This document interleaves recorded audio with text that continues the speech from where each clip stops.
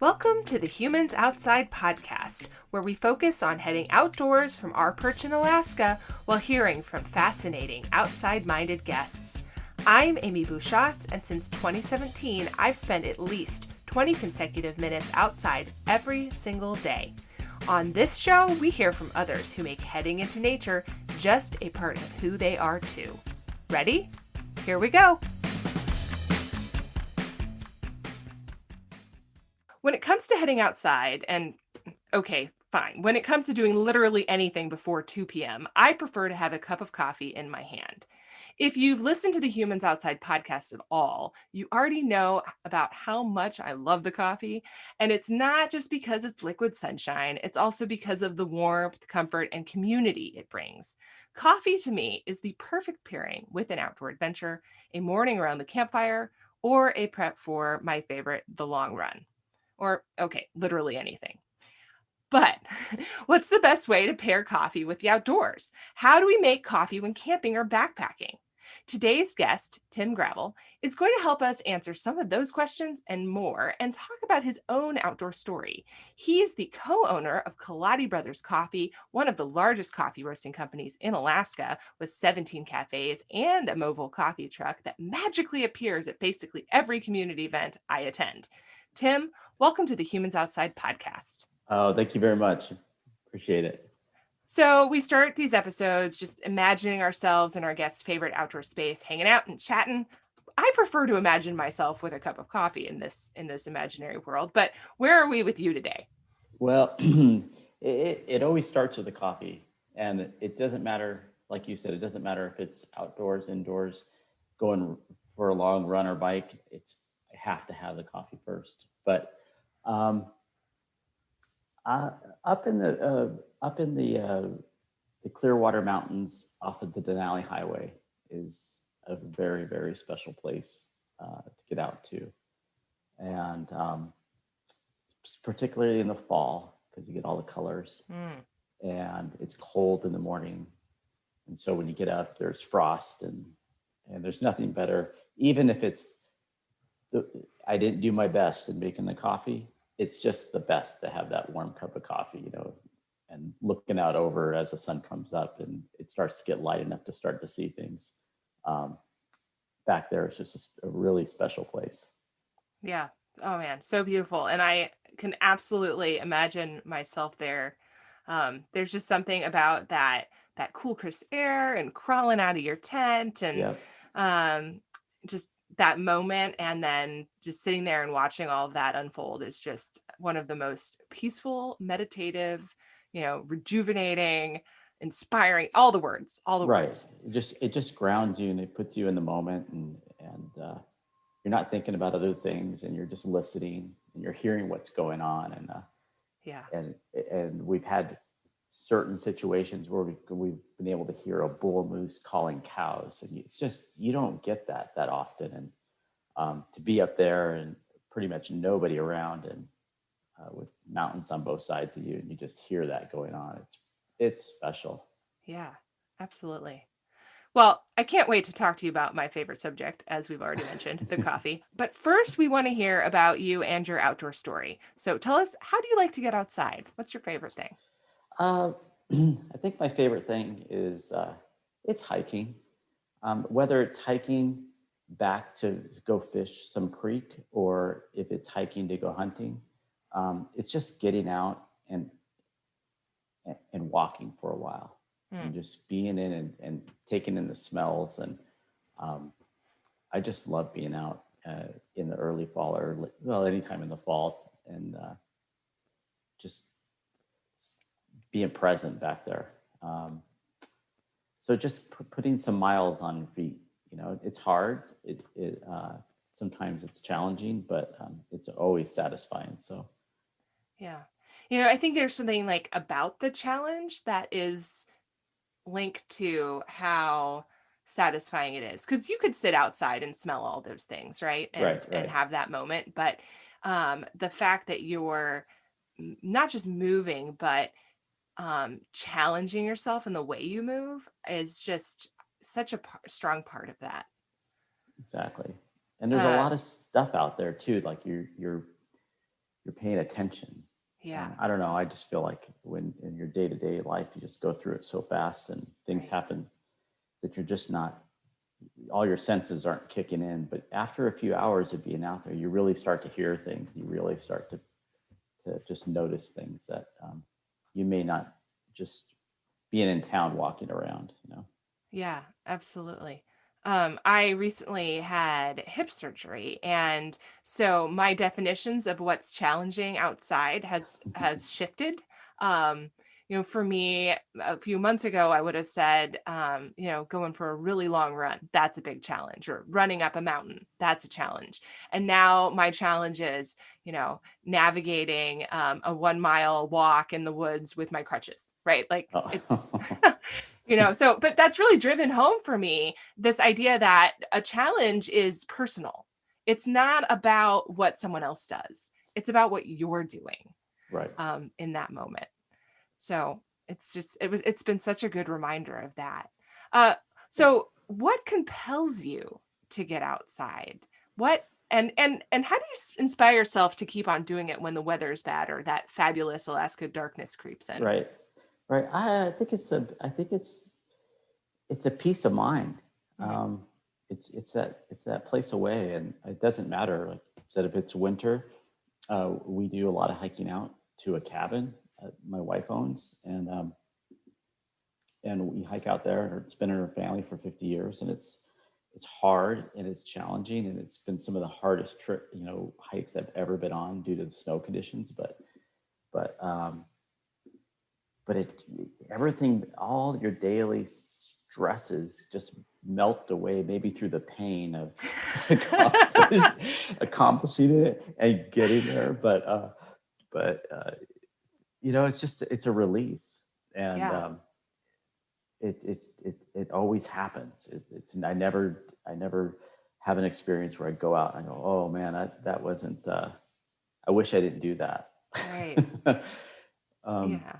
Well, and so and it's I think that maybe people who have, I want to describe walking through this challenging conditions, sure. because if you don't live where there's snow, and honestly, before I lived here, I had absolutely no idea what that meant. So, what do you mean by that? What is a Oh, challenging snow condition to walk through? this was epic. So we went back to her cabin, and you can take and we actually we had a snow machine with a trailer. We towed a bunch of gear in for the winter, for preparations for the winter, and but it was a new snow, and it was about 2.5, 3 feet deep, Hmm. and it didn't really have a good base to it, so you sunk pretty far. And we had snowshoes, but there's a point where you have to stop and you have to hike into the woods and break a trail. And breaking a trail when the snow, with your snowshoes on and the snow still going over your knees, um, it's soft snow. It's really hard. So we this was nighttime, and we punched a trail into the cabin. It's about a half mile long. um, I went back out. The snow machine was stuck at the time. And I went back out and realized, oh, we had left most of our gear in the trailer. And we hiked in, and we punched in a little trail, but not enough for a snow machine to get through. And I decided, well, I'm going to take this trailer off the snow machine and I'm going to tow it in by myself and drag it. Well, there's a little like 18-inch wide trail of where we hiked in with and out with snow shoes, but the trailer itself was probably about 36 inches wide. So it would like to hang up on the high point would be where we didn't walk, and Right. this trailer would be up high, and then it would dig in on the other side, and then it would end up filling up with snow. Oh my gosh. So not only as I went in farther, I was more tired, but the trailer was getting heavier and heavier as I went. So anyway, and my wife had stayed back at the cabin just to turn it, to put the wood stove on and try to heat it up, because it was cold. It was probably 10 degrees outside too. So I'm pulling this thing in the dark, and it's one step at a time, and it was painful. Um, but once I got in and it was warmed up, and it was over, it was just, I'll never forget it. And it was special, you know. Just yeah, it's one of those moments where you regret every decision that has led to this point, but right. but afterwards you regret none of those decisions, and you're so glad you did it, and you glad you're there. And it's just like mind over matter to get to that moment. And if you spend enough time doing things like this in life and outside, you know that that moment will probably, like, you might question, is this moment going to come Oh where yeah. I do not regret this? But you know it's likely to be at the end that you think, okay, this was a pretty good, okay choice. And you just got to hold on to that. So. Right. I had a good friend of mine would always say, you know, you could do anything for a day. So just, you keep repeating that in your head. I could do anything for a day. I could do anything for a day just to get through that. Yeah, exactly. I tell myself, like, you can do anything for a mile. Yeah. You know, and just, so okay, so maybe there's another mile after that, you know. Yeah, right. Technicality. So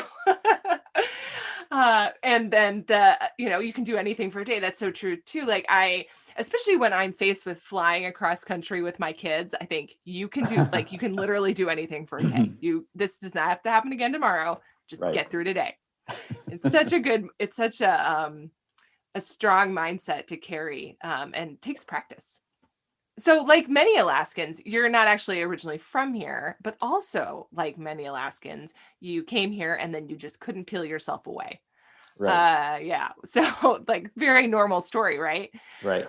What do you think it is about the outdoor landscape here in Alaska that does that, or did that to you? It's so vast, and I think that I have a specific moment. I remember I came up and I was I had just graduated high school. It was actually my second time up, but I came up as a trip from my parents, and I was hiking up Arctic Valley, and I got to the top, right where the top of the ski resort, the offloading is, and I could see back that valley, and I just thought, God, this is so beautiful, and it just stuck with me. And so I knew at that point I wanted to come back and finish college and up here in Alaska, just to live up here. But it's so beautiful, and it doesn't take much to get out and experience it, and it's so close to home. It just draws you in. I love it. Yeah, you described the fall earlier, and I don't know that I remember this smell from other places that I've lived that have fall. I'm originally from the beach in California, so no fall there. Right. But we lived in Tennessee right before we moved here. So we do, you experience changing seasons there. And there's this smell that is in the Alaska fall that is it's like this sour, it sort of smells like high bush cranberries, if anyone's Right. ever smelled that. It's like decomposing leaves. My husband jokes it's the smell of death, but but it's like this sour, sweet smell, that only happens in the fall. And when you first smell it, you're like, my goodness, what is that? And then it's kind of intoxicating. Do you know what I'm describing? Absolutely. That's exactly it. It is that fermenting or that dying of plant leaves, but it is that high bush cranberry smell. And Yeah. it overtakes you. You get in there and it's just like, oh, I love this. Yeah. And I grew up in California too, and yeah, we didn't have fall. No, none of that there. It's funny because people, and I would agree with them, describe the smell of high bush cranberries as stinky socks, and yet, like, can't get enough of that. So, right. Which is, for the record, not true it's not like actual stinky socks. So right. Just in case anyone thinks I'm a weirdo. So, okay. So you got into coffee by first helping a friend at the Kaladi Brothers warehouse. Yep. All right. So I want to talk to you about how of coffee outside here in a minute. But first, I want to talk about the why, especially as it pertains rather to friends and heading outside. Kaladi uses the tagline, a catalyst for community. So why does that principle make sense for a coffee business? And what is it about coffee itself that causes that to make sense? Well, I think that coffee historically has always been something shared amongst people, and in coffee houses, people gathering and talking, and just having community, and sharing ideas. And so that's been the place for a coffee house, or the purpose for many years for coffee houses. And but for us, it's been about 30 years ago, we just decided that we needed something more than just to make coffee. Our cause had to be greater than just to produce coffee. And what we noticed was, in our coffee house, at the time we only had 2 stores, and we noticed, you had a lot of teachers, and you had professional people coming in. You also had a lot of labor people, and a lot of other. We always joke, Isaac's honey wagon would show up every morning, and he'd come out, and he'd come in and get a coffee, and he'd be talking to someone in their suit going to work. So it was kind of like, you see this cool group of people coming in and having coffee. So we got together, this group of people, and just talked about what is it, and just to be a catalyst for community was what we came up with the idea, and just to try to create community, to have people share ideas, and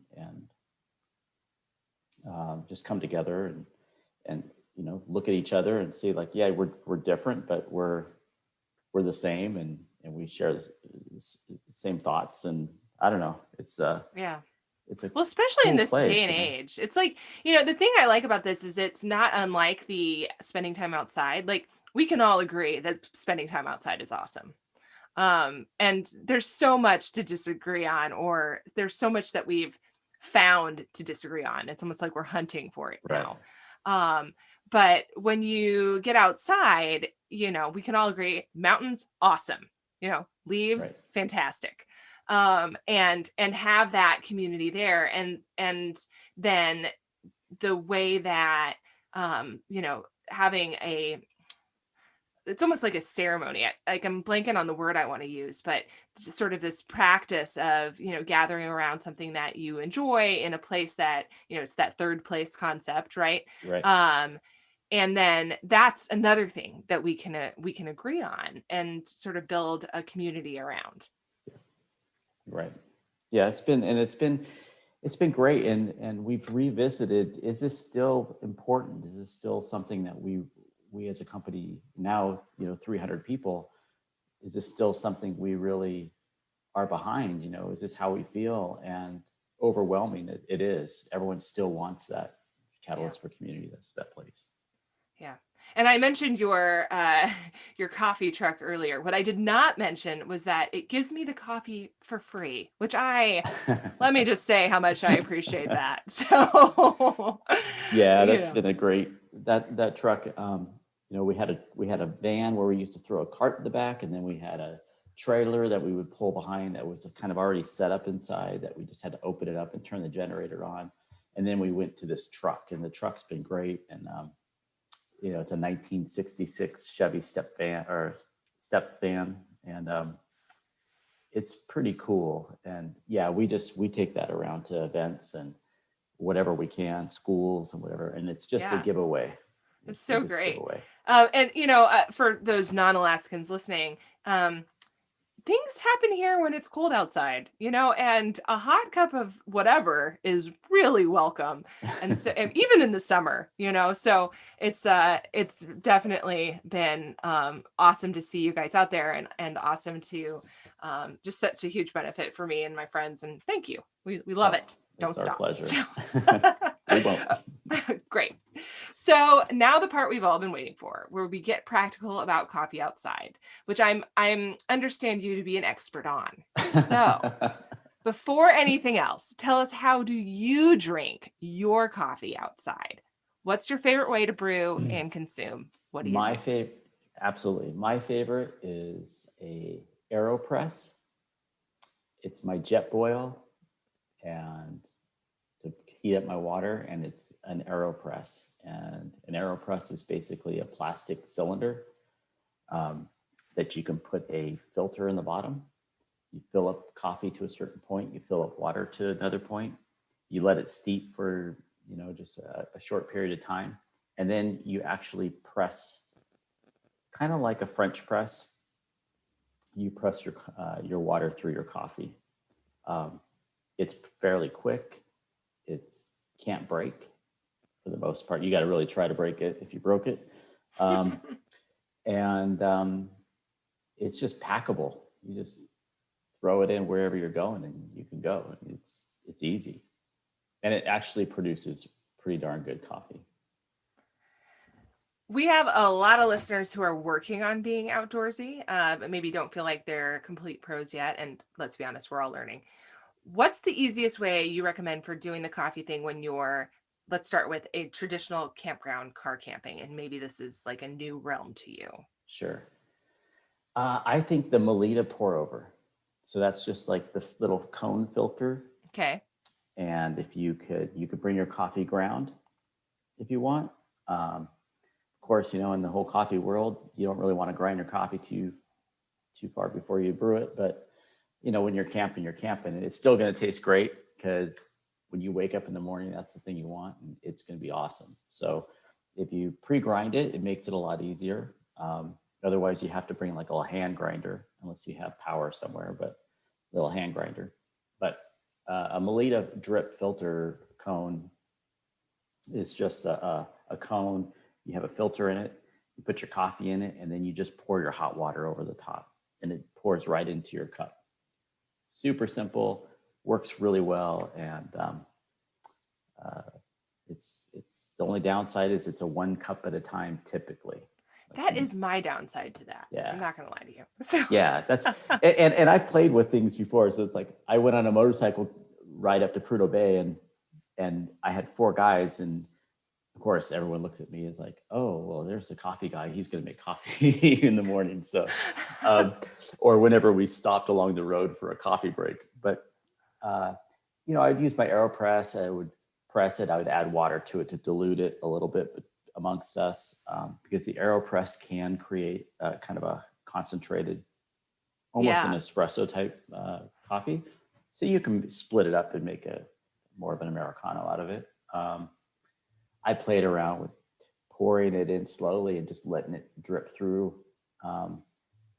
for about almost a cup, and then press the rest of it through, fill it back up to the top and press it, just to get more volume out of it. But yeah, the 1 cup at a time is kind of a bummer, Yeah. So first I want to say note for everybody, you drove up to Prudhoe Bay. For those who've been listening to the podcast for a while, you'll remember I talked about our adventure up the Dalton Highway towards Dead Horse this summer, in summer 2020, and going up above the Arctic Circle. That's the same road. Yes. And it is rather long and not particularly easy to drive on. And I too found, and I don't usually like pull over and make coffee out of the back of my car in the middle of the day, but I too found that to be entirely necessary on that road. Yes. Yeah. We had it timed, it was like, we'd get up and have our coffee, and then 11 o'clock we were pulling off again and getting another coffee, Yeah. So we had it. There's a lot of white knuckling that happens on that on that road. I can't even imagine doing it on a motorcycle. So for everyone listening, like imagine a road where the non-paved parts are the ones you hope for, because the paved parts, good in concept, actually are just these unpredictable potholes, or what's called an ice heave, which is where the road comes into its own natural speed bump over and over and over again for an unlimited amount of time. And you don't know that it's about to happen. So you hit it because there's no sign. So you hit it, and then you kind of go flying over, and you say a prayer for your tires, and you wipe the sweat from your brow when you've made it. And then, as if this is not enough, you glance into your rearview mirror, shocked to find that while you've been focused on the potholes, there's a semi literally about to run you off the road, because this is the haul road, and the semis do not have any problem with the potholes, by the way, and they are coming down the hill whether you are or not. And you're thinking, my God, there has to be a place to pull off so I can let this thing go by, because I can't handle this. But there is not. And so exactly.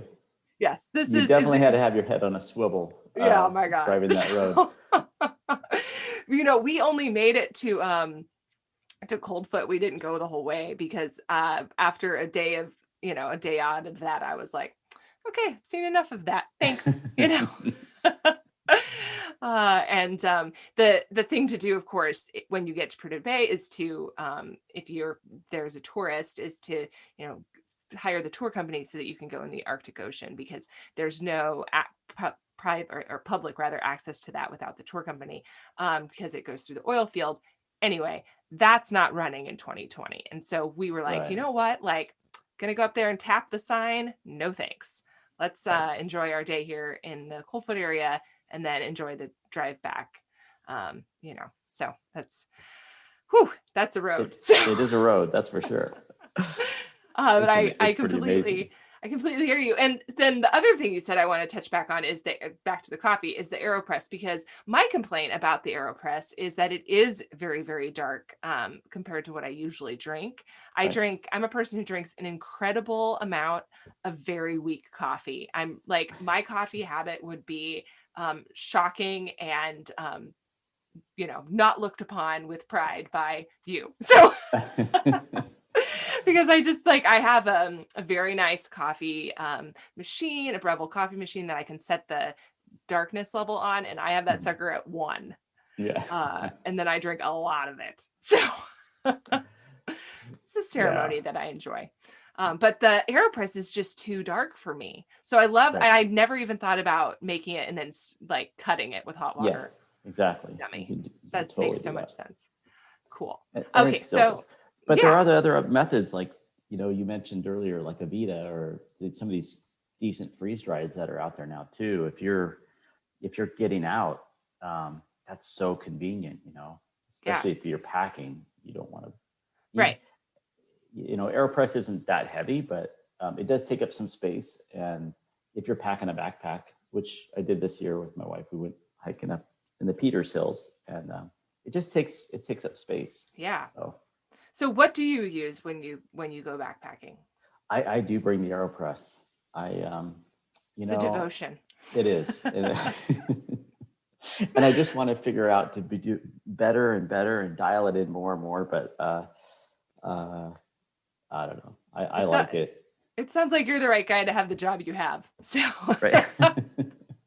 It's good. It's good news. It's all on brand. I like it. But when you're out there though, I'm not a coffee snob. I'm like, you know what? I need my coffee. I need something warm in my hand, and I need it.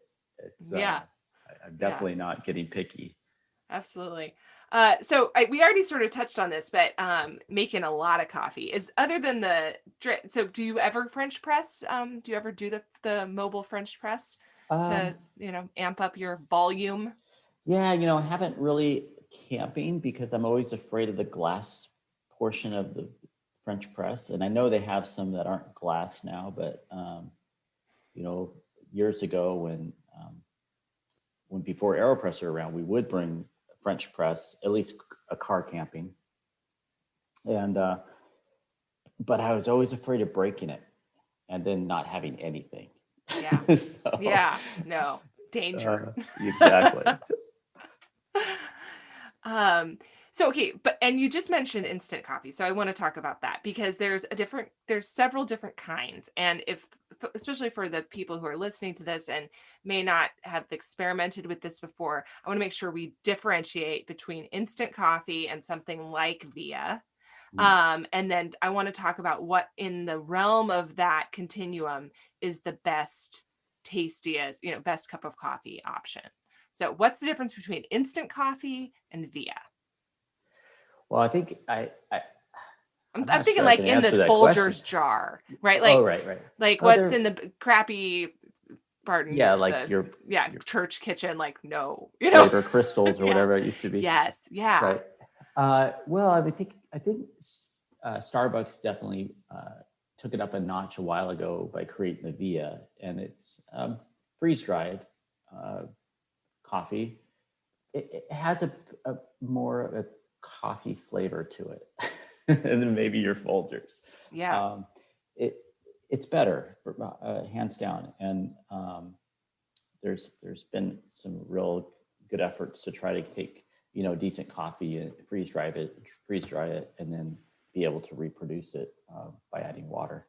And if people have played around with it now, I think it rolled out, I'm going to guess around 10 years ago, so between 5 and 10 years ago, Via came out, and that's a Starbucks product, but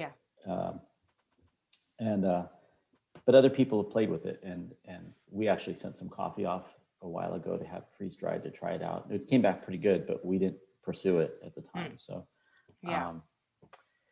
but it does make for camping or for any kind of packing backcountry, it is convenient. Since all you have to do is add water to it. Yeah, absolutely. So there's a company here in where I am in the Valley area of the Anchorage area, I guess, if we're zooming out for folks who aren't here. Genesis, who's now making a instant-ish, coffee, not unlike Via, but it's in like a tea bag. Have you tried anything like that? Yeah, we have. We've played around with some packaging our own, and and trying to just treat it like a tea bag. It does work. From what I remember when we were doing it, trying to get that dark cup of coffee was a little hard, but it does work for sure. And it tasted easy. Like coffee. So yeah. But you're on the number one setting. I know. I am a number one setting kind of girl. What can I say? But I'm very proud of myself, I have to say, because I used to be a vanilla soy latte every morning person. And I've matured, let's put it that way, over time to drinking just, an undisclosed number of pots of black coffee. So it's funny how that I hear that over and over. And I started off when I was, 30 years ago, a skinny latte was my favorite thing.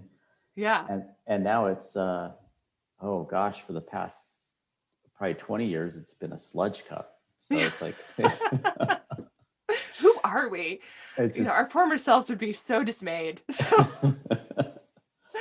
I don't think anybody, because I don't think I've ever talked about this on the podcast before, but I used to, like many, many people my age, work in coffee shops, just sort of as a side gig. And I absolutely loved it because I loved talking to the people who would come in and get coffee, and the customers and my fellow coffee people. I've worked in, I did work for Starbucks for a little while, and I've worked for several independent coffee stores across the country, because that's what being a military spouse does to you. But I absolutely loved it. And of course, when you work for specifically Starbucks, you walk out of there with fancy drink things in your repertoire and in your liking. And so for a long time there, I was a black and white mocha every day, which is not so good for the waistline.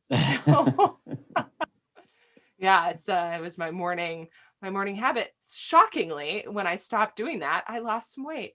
What a surprise. So okay. So speaking of, though, a lot of people, no shame if you don't like black coffee, it is an acquired taste, just putting that out there. If that's you, and because you and I have been talking a lot about just making yourself for you, a cup of sludge, or for me, a quite watered down one at the campsite. What's the best way to do coffee outside for a more customized drink if that's the sludge or the cut isn't your style? You could heat up milk and steam milk. Now you probably have to do that from a car camping scenario. You'd probably want to anyway, because you'd have to bring something to actually steam the milk with. And I know they have it out there where you can heat up water, create steam, and then you have a little knob and you can turn on your steam out in the backcountry. But getting fancy. That's getting fancy. That might be a little. It's a lot to carry. I guess you could bring your syrup and you can add it, and you can have your little vanilla latte out there and in the campground, but it's a lot. Yeah, and now that I'm thinking about it, I think there are some flavored versions of the Via or products like that that you can do like a flavored coffee. I'm not sure how much of that is coffee and how much of that is, like a powdered sugar milk thing going on, Right. or Right. how good it tastes, because I've never tried it. I can't imagine that it replicates the pumpkin spice latte very well, though. I don't think so. I Yeah. wouldn't think so. That No, would be a little challenging. maybe the best advice for if you're car camping particularly is to spot the nearest coffee stand on your way to the campsite. But in all seriousness, a lot of not state park campgrounds obviously, but but actually maybe in many parts of the country this is too, not in Alaska, but a lot of these developed campgrounds actually have a coffee shop in their little store. I think Oh yeah. I think Denali National Park has one in the There's a Riley lot. Creek campground store. Yep. So you may not be up a creek entirely if this is your thing, but Tim, like in all seriousness, when you're thinking about trying to get outside and make this part of your life, these are important considerations, and I don't want anybody to think that we're making fun of them, because I'm really not. Like, you better believe that I am. Before I do anything else, when I'm packing to go, I'm asking, okay, do we have the jet boil to make the hot water to make the coffee? What is the situation? And I have forgotten parts of those pieces where it's been like, oh no, we're in trouble. Oh no. Yeah. In fact, it's funny that you mentioned that, because I, God bless Facebook memories, up popped a camping trip that we did right when we first started being camping people back in probably 2014. My kids were really little, and I was never a camping type of girl growing up, so this was all new to me. And then of course my husband is Army, and when you camp in the Army, it's not that fun. So so we were just sort of learning to do it as a family, and the connector for the camp stove that goes between the fuel and the stove was left at home. Yes. Yes. Oh. This is a very important part of the heating of things. Exactly. And so he made dinner over the campfire, which did not go well. And the next day, of course, there's no hot water. Right. So yeah. Boy. Yeah, and and my Facebook post was something to the effect of, I'm still alive. Like, things are not looking good, but I'm still here, Yeah. And that's how it is. Okay, so tell us, what don't you like to drink? Coffee-wise? Like, yeah, outside. Like, what do you like not do? Like, if anything else, my friends listening to this, do not do this. What is it? I would say, well, personally, I anything sweet. I just can't do sweetness with coffee. It just doesn't work. But I would say, percolators. I'm not a big fan of them. I'm not. It goes against a lot of things that in the coffee world we talk about. But when you're out there though, and you're waking up in the morning and you're just trying to get going, and maybe you're up late around the campfire. I mean, coffee's coffee, but I would say I would try other methods besides percolating. What does it describe for us? What a percolator does? What does that so a percolator, typically it's a little, like it's aluminum pot, and inside you have a tube that comes up, and when the hot water starts to boil, the water will come up the tube and it perks out the top. Well, underneath that, at the very top of this pot, you also have your coffee. It's sitting in a little tin basket, and so the hot water comes up, it perks, the water goes through the coffee, drips down to the bottom, and it just keeps going around and around and around. It's really hot, and you tend to cook your coffee rather than brew your coffee. So it's a little hot for brewing, and it just gives it a flavor is particular to percolating. Not really, you're something where you have hot water, but not super hot water, and you're just over and over and over. You have to let it percolate for a while to extract the coffee out. Otherwise it will come out like tea. So you do have to cook it to make it work. And I found it to also produce a very nice sludge. So yeah, right. Oh yeah. Wasn't my fave. So right. But that's just, I don't want to chew on my coffee, like just would like to drink it. So there you go. But I just like that the thing about being outdoors and with coffee, it's better. I don't even know. I think even just going outdoors, and sometimes I'll get up in the morning at home, in the summer mostly, but make my coffee and just go outside. And I don't know what it is. It just makes it better. Yeah. And I agree. My new favorite morning coffee outdoor habit is when one cannot be around the campfire, is I bought myself a hot tub this pandemic, and and let me just tell you how great a cup of coffee while sitting in your hot tub is. It's pretty great. That's pretty nice. It's pretty close to the best. So, and I am really looking forward to seeing how great it is in the wintertime, because I suspect it's going to continue to be great. I think so.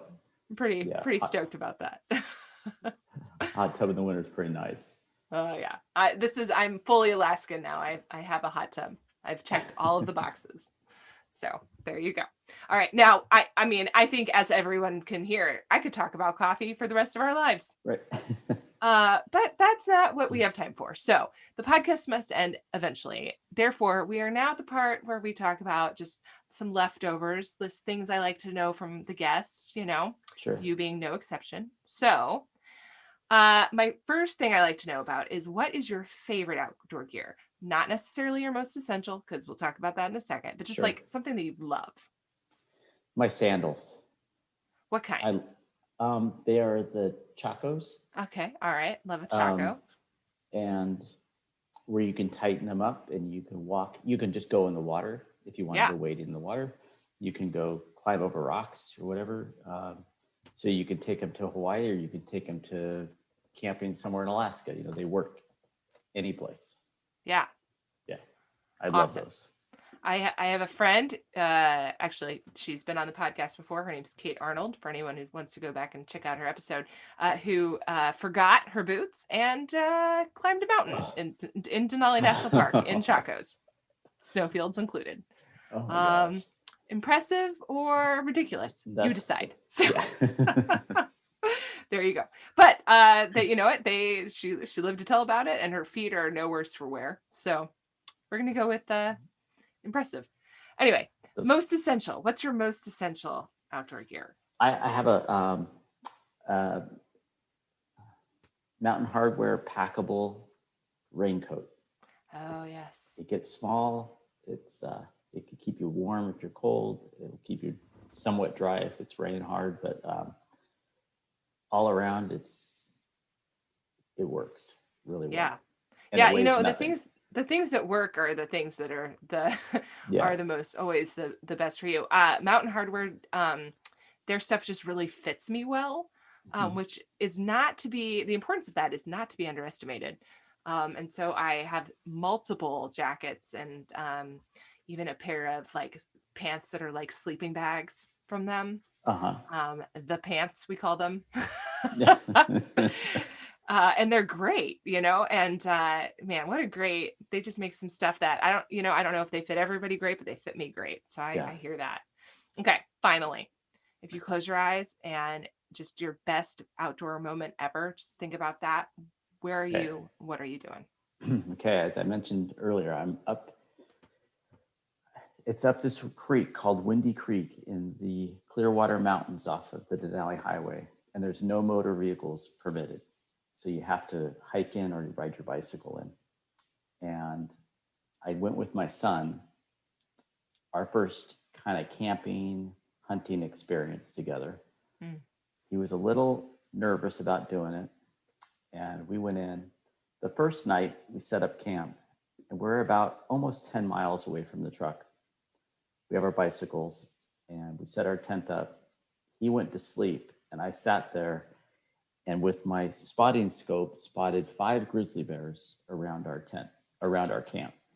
Holy crap. So I was a little nervous about that. But, did all the precautions and kind of said, well, going to bed, need to go to bed. So anyway, the next day, he's at the time wasn't very outdoorsy, but we went back, we found a caribou up on a hill, and he went to go try to stalk this caribou. And I sat down at the road where our bikes were on and watched. And while I watched, I saw him go up this mountainside, and he was in a ravine, and he went up, and I could see the caribou still sitting there. And then my son started to creep across this mountain. It's probably about 1,000 feet above me. And I could just, with my binoculars, I could watch this thing going on. And he was creeping towards this caribou, and the caribou was eating on the side of the mountain. And as he got closer, I could see my son, Jay, sticking his head up and looking to see if he could see this caribou, but the curvature of the mountain, he couldn't see the caribou. So he would crawl closer, and he'd stick his head up, and he'd crawl closer and stick his head up. And all of a sudden, this caribou started walking towards him. And I was like, wow, what's going on here? Well, while this is going on, walking towards me on this road that we were riding in on was this porcupine. And so I'm watching my son up on this hill, and this porcupine's walking right towards me. And finally, before the thing's going up on the hill, I'm watching, the porcupine gets to my leg, and it puts its 2 front paws up on my leg as to like figure out what I was. And then it dawned on him, like, oh, this isn't really a good thing to be doing. And he, of course, puffed out and turned away from me, and then he kind of ran off into the bushes. And so I'm still watching my son, and the caribou's walking towards him, and he's walking towards the caribou. And about the same time, the caribou sticks its head up to look like he heard something, and my son sticks his head up, and they meet eye to eye. And it was hands down the best moment. I just watching it all unfold. And of course, the caribou ran off, and that was the end of that. And just a great experience. And no one was harmed by a porcupine. Good story. No one was harmed by a porcupine, no. Tim, to see its little face looking at me was really something. Yeah, I bet it was. I can't even, yeah. A very unique, very Alaskan experience. Yeah. Tim, thanks so much for joining us on the Humans Outside podcast today. Oh, you bet. Take care. That's it for this week's episode of the Humans Outside podcast. If you've enjoyed this episode, give us a little love and leave a rating and review to make it easier for other listeners to find the podcast too. Until next time, we'll see you out there.